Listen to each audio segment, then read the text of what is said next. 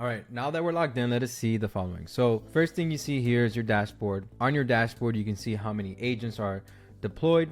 You can see how many tokens have been used, how many hours have been saved, and most importantly, how much money you're saving. So this is a great way to kind of see, are you getting your money's worth when you're deploying these agents? You can see the messages, conversations, and how many documents have been imported. You have the ability to look at all your agents here, but most importantly, the reason we're here today is so that we can learn how to create an agent. So I'm going to pick an agent that we created already. In engineering firms specifically, there's always these standards that have to be referenced. Actually, engineers spend a lot of time in looking for these standards that meets these codes, and also it's related to another code. That's why this agent is specifically for this application. Once you want to create your agent, under settings, you go to configuration. So first thing you do is you give it a name, and then after the name, a description of what it's for. You can put input text hints of what they should write on the text, and then you can pick whatever LLMs. We have APIs for all that. Make sure you click this embedding, and then the communication style. So formal, concise, detailed. And then here you have some conversation starters. Pretty much, what are things that are most commonly asked? You can put these questions here. Once you have that information, you move on to the prompt.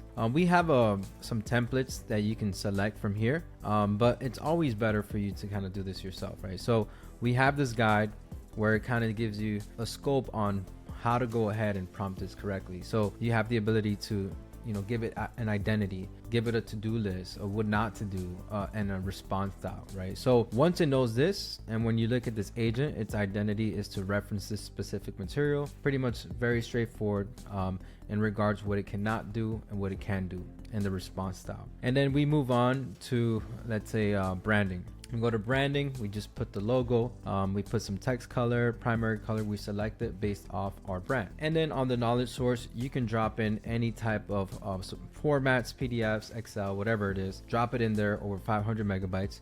You can put literally a web link there. It can crawl up to 1,000 pages. You can put YouTube videos. It'll take the transcript and it'll also put it in here and use it as part of his knowledge. So what's really important is that the information that's in here stays here, and it's also yours, right? So it's not learning from anything outside of what is built in here. Then you have the ability to go ahead and do testing. So when you do testing, you can go ahead and ask it some questions. But once you're ready to deploy, you just click deploy. You can share this link and open a preview.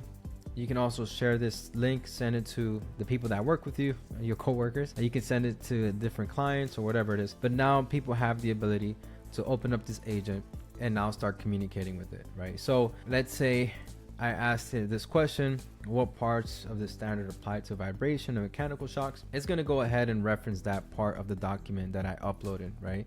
And again, I can continuously ask it more questions and you can go about it. But this is a very simple application, and this is called RAG, which stands for Retrieval Augmented Generation. Well, basically what it's doing is you give it its own library. It's fetching that information as fast as possible. So very simple. But now next video, I'll show you how to implement some workflows and also some other features on creating agents.